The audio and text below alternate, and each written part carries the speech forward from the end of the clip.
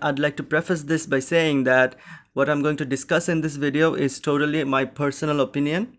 So it's a tinfoil hat theory, you can say, that I do not have many justifications, but I'll try to give as many statements of facts and other observations that I had watching the series and reading week to week. This thing I've been observing for about 3 to 4 months or even more. I'm going to talk about the weekly release of the anime and the manga chapter, right? So some things to clarify right off the bat is that most of you will know that the manga takes breaks, right?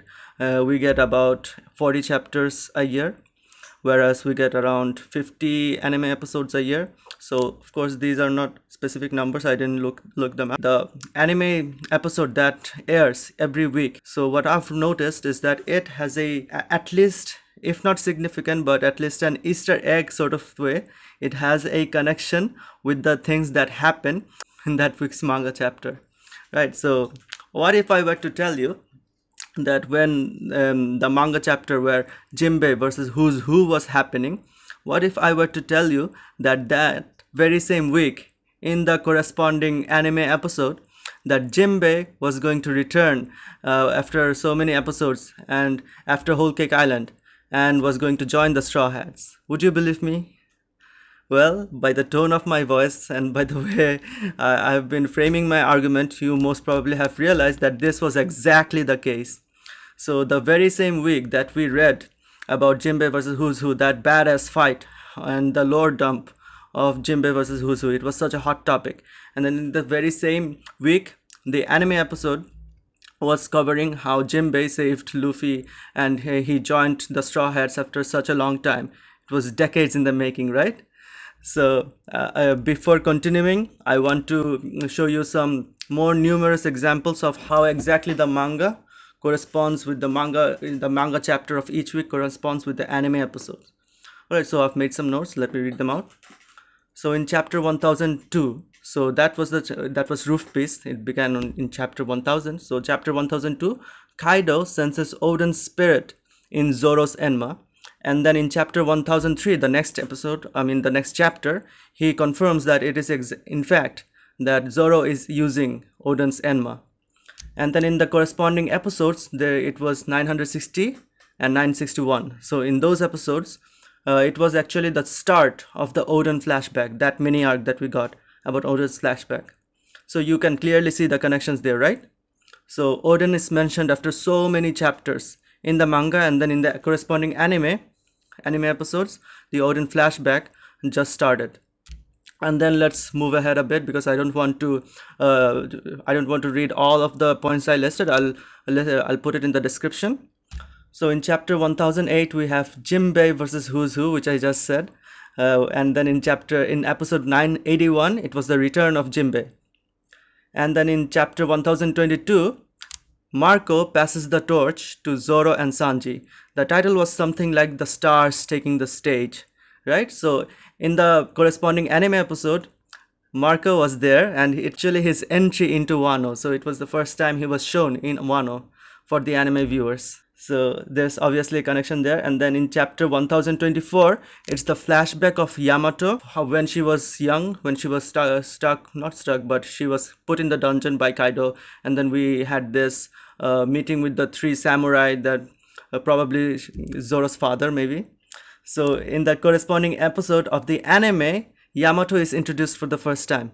Yeah, sure, we saw glimpses of Yamato some episodes before, but this chapter, episode 990, which coincided with the flashback of Yamato, in 990, Yamato was completely in the action by saving Luffy from Ulti. And then in chapter 1025, the next chapter, it was Yamato's last one-on-one encounter with Kaido when the twin dragons thing happened. That scene happened when Momo came. And then in 991, in the corresponding anime episode, it was also a fight. The anime episode featured a fight between Yamato and Luffy. Oh, and I almost forgot. In the very last chapter, what we saw was mind-boggling, right? The Sanji-centric chapter. And in the very last episode as well, in 998, we also got a very Sanji-centric episode. We had Sanji rescuing Momo, and then we saw Sanji using the raid suit for the last time. whereas in the manga chapter we saw him destroying it, right? So most probably it's destroyed for good, but maybe it will come back. But still, the impact that the reading of it has on our mind, right? If you're a weekly manga reader, if you have read the latest chapter, so you'll know that the impact that you had of reading that chapter, and then if you watch the corresponding anime episode, how this accentuates the feeling of experiencing One Piece, right? Of consuming One Piece. So yeah, I wanted to bring these my observations into lights because of I haven't seen anyone else talking about this. So the question is now that if what I'm saying is true, if it's really the case that Oda really actually takes a look at the anime schedule, he looks at the dates that the anime episodes will come out, and then he tweaks his manga material, the way he draws, the way he writes his characters, the chapters. If he does that, so is that really a good thing? Well, it's a difficult thing to answer because it has layers. So I for one love this. It's a great Easter egg for me.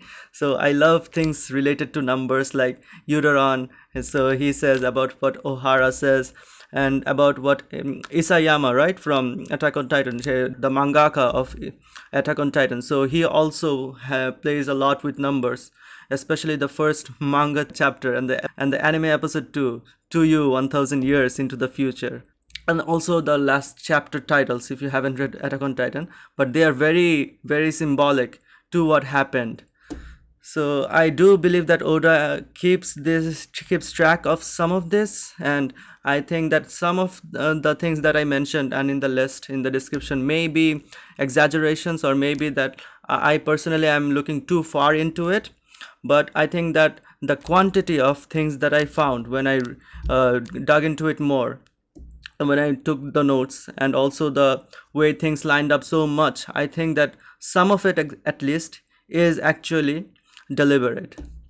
And about whether this is good or bad, I think that Oda, when he writes, when he draws the manga, he has a lot of freedom, right?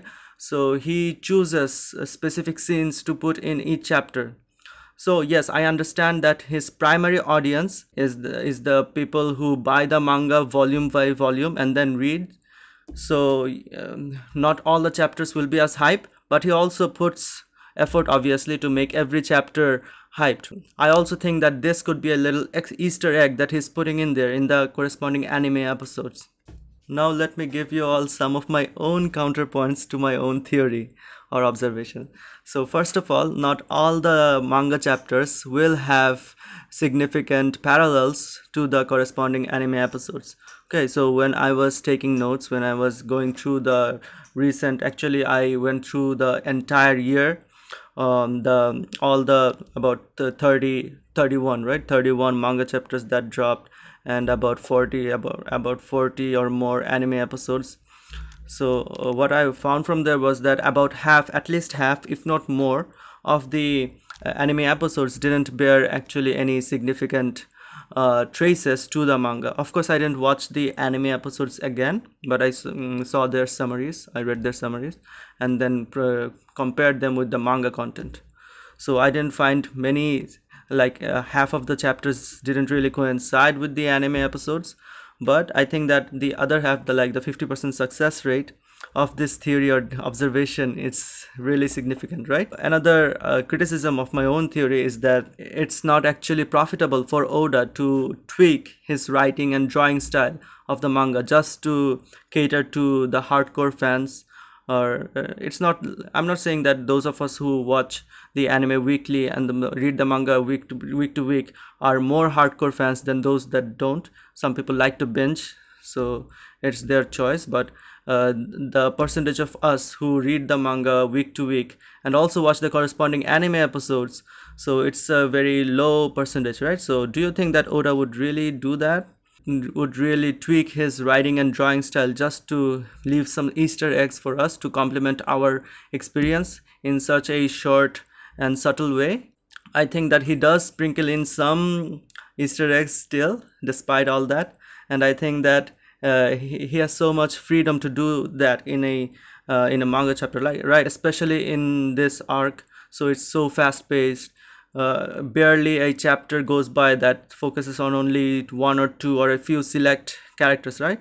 So as most of the case we see that Oda focuses on many characters and scarcely gives us a very select character focus. So it's easy to actually sprinkle in Easter eggs from a wide range of characters. Like he'll just put in one or two scenes where we can say, oh, I just read that in the manga, and then this thing is so similar to what's happening in the anime, or it recontextualizes things.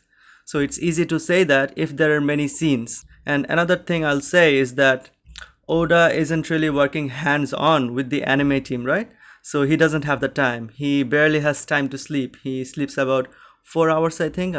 But still, I think that he does keep track of the anime schedule. We can guess when the chapter 1000 will be animated, right? So it will be about 2 months from now on. We can probably pinpoint the date if we compare the pacing and the corresponding episodes and chapters. So I think that Oda at least knows a little more than us, little more than most of us, about the anime's future. So yeah, I don't see it beyond the realm of possibility that he actually does do what this video is about, what this theory is about. So yeah, that's it. That's all the things that I wanted to talk about you. So I realized that it's still a far-fetched theory. So I apologize again if I've hurt anyone's sentiments by making you think that I'm reaching all the way there. So yeah, even if I've eaten a theory no, I think that it's fun to theorize. So these are just my opinions again. I also want to add one thing. So if this is really true, then does that mean that we can also predict some of the later manga chapters by looking at the corresponding anime episodes that will come in the near future? Like, can we predict like 2 episodes later what will happen? We already have the names given in IMDb, right?